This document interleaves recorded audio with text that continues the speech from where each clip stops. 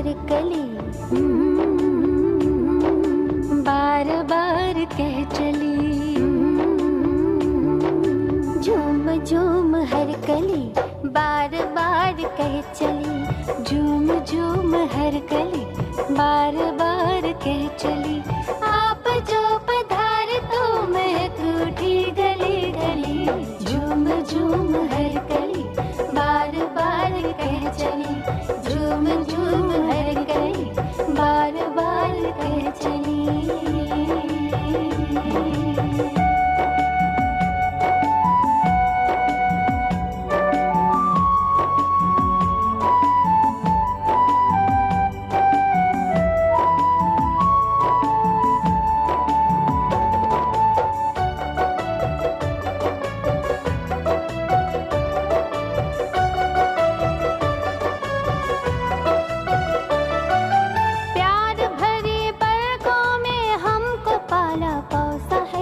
हर कदम पे साथ का दिया हमें भरोसा है,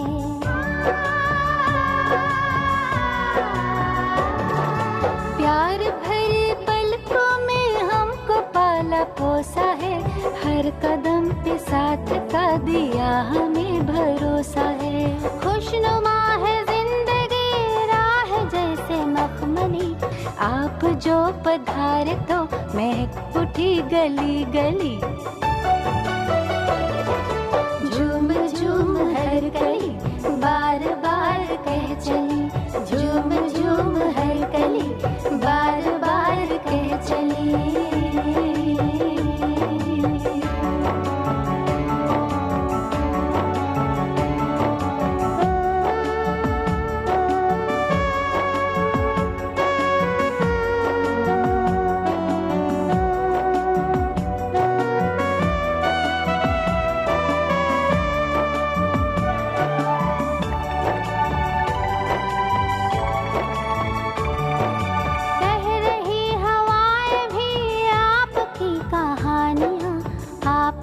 बरस रही सब पे मेहरबानियाँ,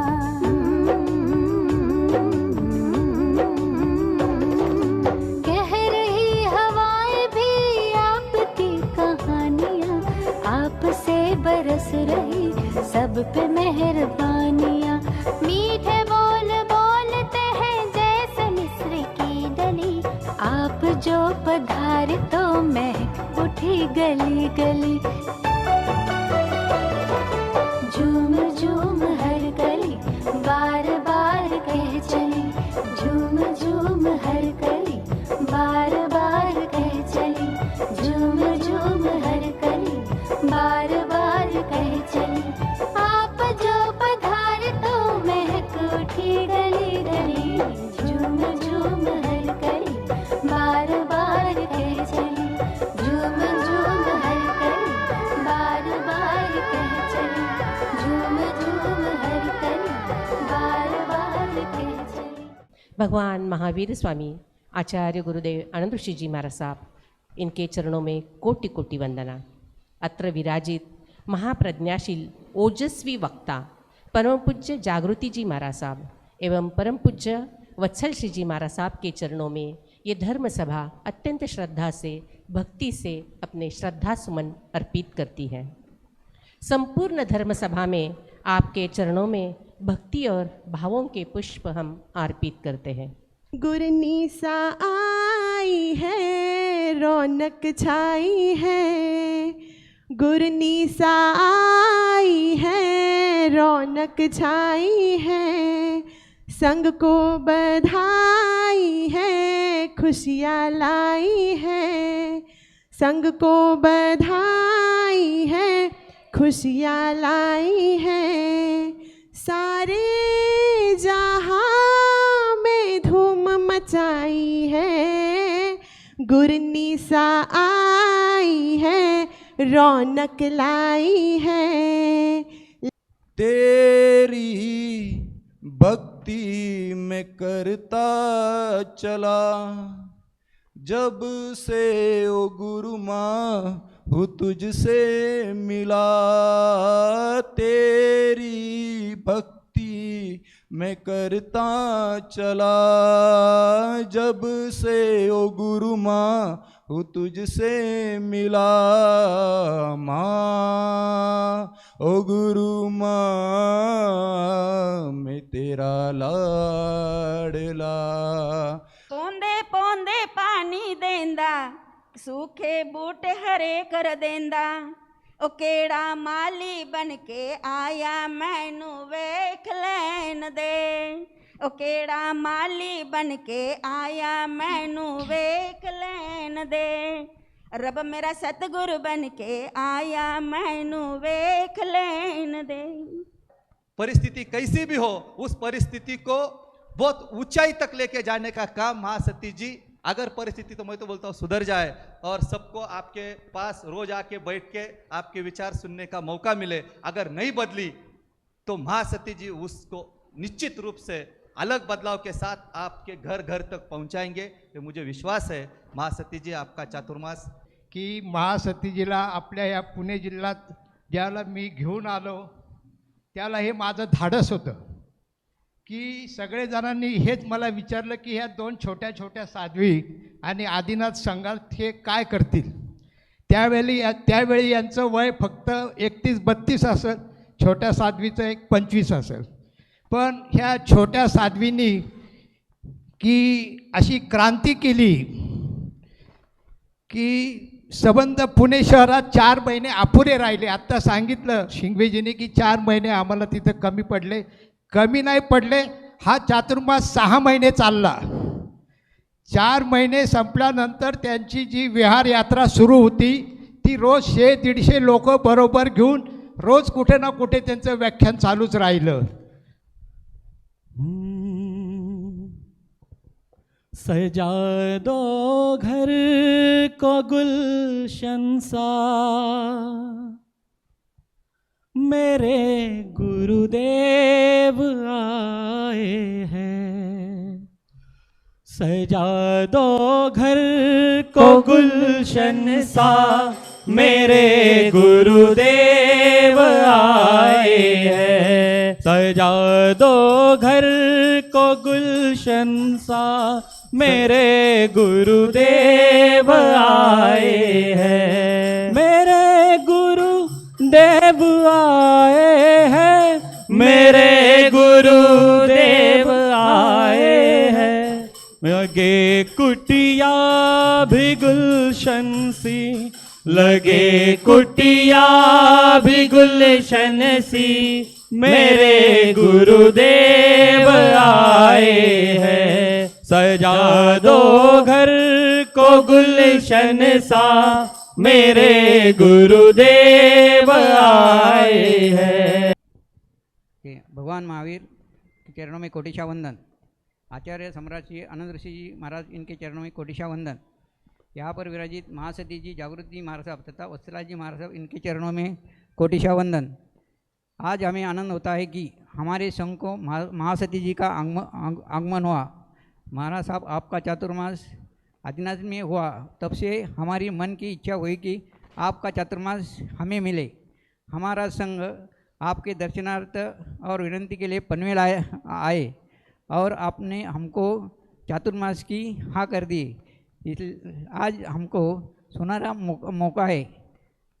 आप महत्वपूर्ण योगदान दिया, सभी ने दिया। जी हाथ जोड़े गुरानु मेरी वंदना, जी हाथ जोड़े गुरानु मेरी वंदना। एक बार वंदना, 1000 बार वंदना। एक बार वंदना, 1000 बार वंदना। लाख बार वंदना, करोड़ बार वंदना। लाख बार वंदना, करोड़ बार वंदना। जी हाथ जोड़े गुरानु मेरी वंदना जी हाथ जोड़े गुरानु मेरी वंदना। सर्वप्रथम अहिंसा भगवती के सफल आराधक त्रैलोक्यनाथ अनंत अनंत मैत्री के मसीहा शमन भगवान महावीर स्वामी के चरणों में हृदय की अनंत अनंत आस्था के साथ वंदन। आगम ज्ञान के अक्षर स्रोत आराध्य गुरुदेव राष्ट्र संत श्री आनंद ऋषि जी महाराज साहब, गुरुदेव श्री गणेशी लाल जी महाराज साहब,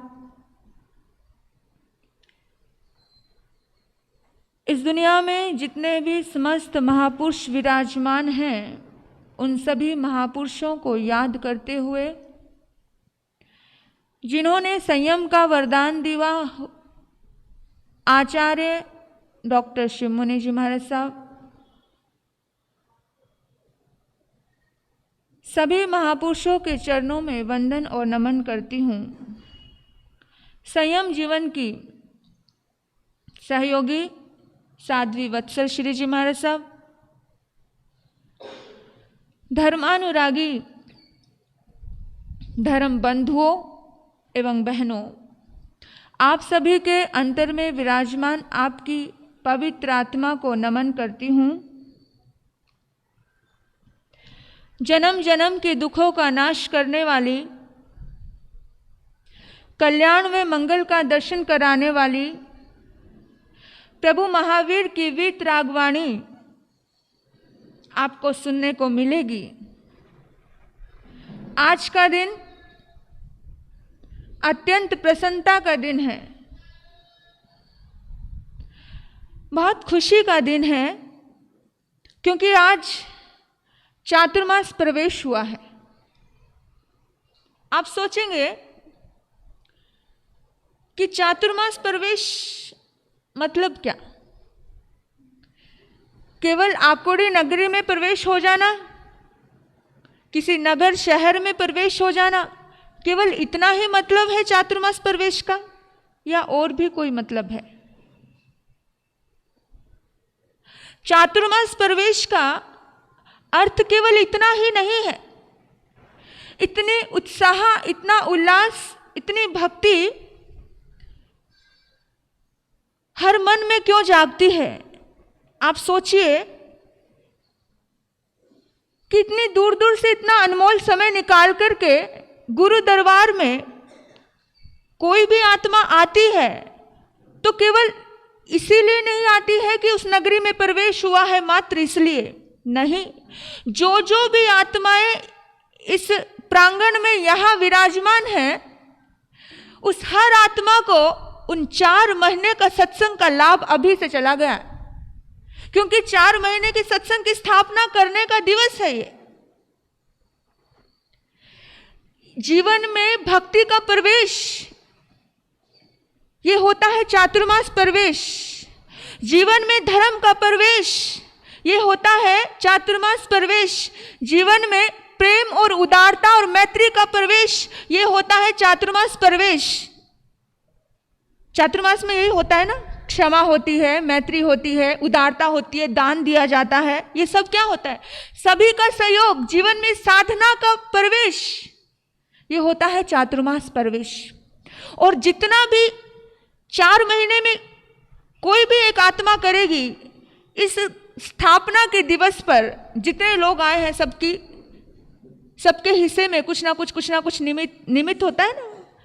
अगर कोई इंसान हमें गाली दे तो हमें गुस्सा आता है, मतलब निमित्त तो होता है। कोई इंसान हमारा अच्छा करे तो हमें खुशी मिलती है, तो निमित्त होता है। जब इतने लोग एक साथ मिलकर के इस चातुर्मास प्रवेश के शुभ अवसर पर आए हैं तो सभी आप एक अच्छे के निमित्त बने हैं।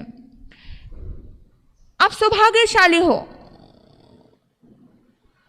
सौभाग्यशाली होते हैं वो लोग जिनकी जिंदगी में धर्म का फूल खिलता है। चमन में फूल का खिल जाना सौभाग्य हुआ करता है। गुलशन तभी गुलजार होता है जब कोई फूल खिलता है। तो धर्म का फूल खिला हर मन में कि नहीं, इस समय में सभी को डर है कोरोना का। सभी को डर है ना? है कोई ऐसी आत्मा जिसको नहीं है? हाँ, संतोष शिलुंगकर कह रहे नहीं, हमें नहीं है। आपको बता दूं, एक बात ध्यान रखना, धर्म करते करते अगर प्राण जाते हैं तो जाने देना, क्योंकि निश्चित आयुष कर्म शेष है। तो आपका कोरोना का बाप भी कुछ बिगाड़ नहीं सकता है। लॉकडाउन लगा, आपको याद होगा राजा सैनिक के समय में, याद है? राजा सैनिक ने मना कर दिया था कि कोरोना जैसी बीमारी कहां पर है? अर्जुन माली के रूप में बाहर है, किसी को भी जाना नहीं है क्योंकि मौत आ जाएगी। कोई भी कदम बाहर नहीं रखेगा। नगरी के दरवाजे बंद कर दिए थे, वो लॉकडाउन। लेकिन उस लॉकडाउन को तोड़ने की ताकत भी किसमें थी? मरे क्या? आपके पास इतिहास रख रही हूं, इसलिए रख रही हूं कि आपको समझ आए मौत आई क्या। आज इतने डॉक्टर्स लोग लगे हुए हैं इस कोरोना के लिए, कोई मरा क्या? देखो, जिसका आयुष कर्म शेष है, कर्मों पे भरोसा रखिए। दुनिया की कोई ताकत आपका कुछ बिगाड़ नहीं सकती। और मैं तो कहती हूं, मक्खन खाते खाते दांत टूटते हैं तो टूटने दो। फिर भी अगर ऐसी स्थिति आ रही है, मरना तो है ही है। मौत आएगी तब मर भी लेंगे यारो, मौत आएगी तब मर भी लेंगे यारो। लेकिन मौत से पहले मरना क्यों? पर ये तो स्थिति है, मौत से पहले ही मर रहे हैं हम लोग। हाँ, बहुत सुंदर अवसर आया है धर्म सत्संग का। सत्संग की आधी घड़ी कोटि कटे अपराध। आधी घड़ी भी करोड़ों करोड़ों जन्मों के अपराध कट जाते हैं। तो ये पल सौभाग्य का प्रतीक हुआ करते हैं। भाग्य तो सबके साथ है, लेकिन जब धर्म जुड़ जाता है तो आत्मा का सौभाग्य यानी 100 गुना भाग्य, कितना? 100 गुना भाग्य जन्म लेता है। और जिसके साथ 100 गुना भाग्य हो, उसका कोई बाल बांका कर सकता है क्या? जाग के राखो साइयां मार सके ना कोई, ऐसे थोड़ी बना है ये। हाँ, धर्म रक्षति रक्षता। अगर आप धर्म की रक्षा करोगे तो निश्चित ही धर्म भी आपकी रक्षा करेगा। लेकिन अगर आप ही अपने आप को बचाने के लिए, इस इतिहास गवाह है, किसी भी महापुरुष ने अपने आप को बचाने के लिए कदम पीछे नहीं उठाए। ये जो जितने भी बिन बुलाए मेहमान हैं ना, मैं कहूंगी सच्चे धार्मिक लोग हैं। इनके भीतर में ये धर्मात्मा लोग हैं। धर्मात्मा, एक होता है धार्मिक और एक होता है धर्मात्मा।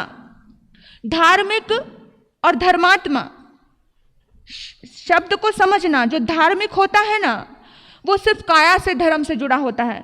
कैसा? सिर्फ काया से, ऊपर ऊपर से करता है और डर के मारे करता है। लेकिन जो धर्मात्मा होता है ना, वो आत्मा से धर्म करता है। क्यों? आत्मा से धर्म करता है। धर्मात्मा, आत्मा के साथ, जिसके रोए रोए में आत्मा में धर्म जुड़ा हो, वो होता है धर्मात्मा। और मुझे लग रहा है सब धर्मात्मा ही है, क्योंकि उन्हें वो काया से नहीं जुड़े हैं। वो किससे जुड़े हैं? धार्मिक। धार्मिक के पीछे क है, क यानी काया। धर्मात्मा, धर्मात्मा के पीछे क्या है? आत्मा। जो आत्मा से जुड़ता है। हम लोग अक्सर डॉक्टर के पास जाते हैं, यहाँ चेहरे पर पिंपल हुआ है और डॉक्टर देखता है। डॉक्टर कहता है कि बीमारी तो खून में है, तो सफाई तो अंदर की करनी है। ऊपर से आप कितना भी लिपापोती करते रहो, नहीं ठीक होने वाले हो, तो फिर आप खून को सफाई करते हो ना, दवाई खाते हो, एंटीबायोटिक खाते हो। इस बात को समझना, इस बात के रहस्य को समझना। एक युवक गुरु के पास आए और गुरु के पास आकर के कहने लगे, गुरुदेव मुझे धर्म की यात्रा में प्रवेश करना है। आज प्रवेश का दिन है ना, आपको भी किसी न किसी चीज़ में प्रवेश करना ही है। कुछ ना कुछ रूल्स नियम कुछ ना कुछ तो अपने जीवन में लेकर आने ही हैं। शुरू हो गई, प्रवेश द्वार पर ही मुझे आज्ञा दी। सभी लोगों ने शुरुआत तो कर ही दी। किसी ने सामायिक का नियम लिया, किसी ने नवकारसी का लिया, किसी ने चौविहार का लिया, किसी ने बाहर की आइटम का नियम लिया। तो उस शिष्य के मन में, उस गुरु के पास जाकर के उस युवक के मन में भी आया, ऐसा ही था कोई आपके जैसा, कि गुरुदेव मुझे धर्म की यात्रा में प्रवेश करना है, मुझे साधना में प्रवेश करना है। सुने होंगे उसने कुछ प्रवचन सदगुरु के, परमात्मा ईश्वर की बातें सुनी होंगी। तभी जब तक सुनते नहीं हो, जब तक श्रवण करते नहीं हो, तब तक कुछ अच्छा भाव भी नहीं आता है, और अगर सुना है तभी अच्छा भाव आया है। गुरु ने कोई जवाब नहीं दिया। गुरुदेव मुझे धर्म में प्रवेश करना है, गुरु ने कोई जवाब नहीं दिया। गुरुदेव प्लीज बताओ ना, मैं कैसे प्रवेश कर सकता हूं धर्म में। गुरुदेव मुस्कुराने लगे। गुरुदेव ने केवल एक ही बात बोली कि तूने अपने घर में अपनी माँ को, अपनी पत्नी को या अपनी बहन को बर्तन मांजते हुए देखा है क्या? क्या बोला? तूने अपने घर में अपनी माँ को, अपनी पत्नी को, किसी को बर्तन मांजते हुए देखा है क्या? बोला हाँ गुरुदेव देखा है, बहुत बार देखा है। गुरुदेव ने कहा अब सिंसियर रूप से देख कर आना। तो युवक गया और पूरा ऑब्जर्व करने लगा कि माँ बर्तन कैसे साफ कर रही है। हम संसार की क्रिया 1000 बार करते हैं, लेकिन जब हम विवेक से कोई चीज देखते हैं ना, तो उसी से हमें अपने जीवन के बहुत सारे समाधान मिल जाते हैं। संसार में हमारे जीवन की हर तरह का समाधान है, आप जहां हो वहीं है, कहीं दूर भागने की जरूरत नहीं है। परमात्मा कहाँ है? भगवान कहते हैं मैं तुझे कौन से भगवान के दर्शन कराऊं, तेरे अंदर ही तो परमात्मा है। अप्पा सो परमप्पा, आत्मा ही परमात्मा है। हाँ, लेकिन फिर भी हम समझ नहीं पाते, हम भटकते हैं बाहर। बाहर क्या ढूंढता है ईश्वर वहाँ नहीं है, बाहर क्या ढूंढता है ईश्वर वहाँ नहीं है। कर ले तू खोज दिल में, कर ले तू खोज दिल में, ईश्वर का घर वही है। कर ले तू खोज दिल में, हाँ कर ले तू खोज दिल में। युवक गया, सब देख रहा है। गुरुदेव गुरुदेव मैंने देखा अपनी माँ को बर्तन साफ करते हुए। बोला क्या देखा? गुरुदेव देखा मैंने भी बर्तन साफ कर रही है। पहले पानी से साफ किया, फिर साबुन लगाई, फिर पानी से साफ किया, बर्तन साफ हो गया, और बर्तन साफ होने के बाद उसी बर्तन में फिर दाल बनाई। इतना प्रोसीजर बता दिया उस युवक ने जाकर के। गुरुदेव ने एक प्रश्न दिया फिर उसको, बोला बेटा माँ ने बर्तन ज्यादा कहां से साफ किया? क्या बोला? माँ ने बर्तन ज्यादा कहां से साफ किया? बोला गुरुदेव ज्यादा बर्तन तो अंदर से साफ किया। कहां से? अंदर से साफ किया। बाहर से तो एक बार, लेकिन अंदर से बहुत ज्यादा साफ किया। बात समझ गए होंगे आप, समझदार हो, आकुड़ी निगड़ी प्राधिकरण संघ वालों। हाँ, बात सिर्फ इतनी सी है, बाहर में कैसे भी रहो चलेगा, लेकिन भीतर में अगर सही नहीं हो ना तो नहीं चलेगा। बाहर में सोने की थाली में भी खा लिया, लेकिन उसके प्रति आसक्ति मत रखना। यही संदेश हमें देते हैं ये धर्म वाक्य, कि भीतर से गंदगी भरी है तो कुछ नहीं बना पाओगे। बाहर में थोड़ा कम साफ किया तो भी चलेगा, बाहर में दिखावा थोड़ा कम किया तो भी चलेगा, बाहर में अपने नाम के लिए नहीं मरे तो भी चलेगा, लेकिन भीतर में क्लियरिटी बहुत जरूरी है, तभी कुछ बन पाओगे। कुछ बनना है तो भीतर से स्वयं पे काम करना है। हम स्वयं पे काम करते हैं, हम बाहर पे काम करते हैं, बाहर में, है ना। जिस दिन हमने स्वयं पे काम किया उस दिन हमारा धर्म से कनेक्शन गहरा जुड़ जाएगा और हम धर्मात्मा की श्रेणी में आ जाएंगे। ये 4 महीने चातुर्मास के आपको सिर्फ यही सिखाएंगे। बाहर में कैसे रहना है शायद एक पल के लिए आप गौन भी कर देना, लेकिन भीतर में कैसे जीना है, भीतर में कैसे सोचना है, भीतर को कैसे बदलना है, इस पे अगर आपने काम करना शुरू कर दिया तो बाहर अपने आप अच्छा हो जाएगा। उसको अच्छा करने की जरूरत नहीं पड़ती। हम लोग सभी यहां पर आए हैं आप सभी के लिए एक ही बात कहना चाहती हूं कि परमात्मा हमारी जिंदगी में दर्द क्यों देता है इसका भी आपको पता होना चाहिए। ये कोरोना काल क्यों आया है इसका भी आपको पता होना चाहिए।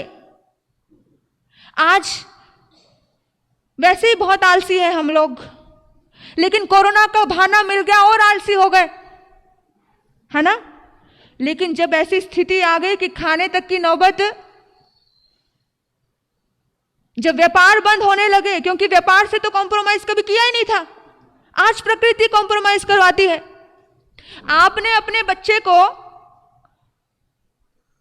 पाठशाला के लिए कॉम्प्रोमाइज करना सिखाया है हमेशा, लेकिन ट्यूशन के लिए कॉम्प्रोमाइज करना कभी नहीं सिखाया। सिखाया बेटा तुझे सीए बनना है, तुझे इंजीनियर बनना है, तुझे ये बनना है, तुझे वो बनना है। बिजनेस में एक नंबर, एक लेवल होना चाहिए हर चीज पे, हर उस पे कभी कॉम्प्रोमाइज नहीं था। बाहर की किसी चीज में आपका कॉम्प्रोमाइज नहीं था अभी तक। था क्या? था क्या? लेकिन अब हो गया ना। क्यों हुआ पता है आपको?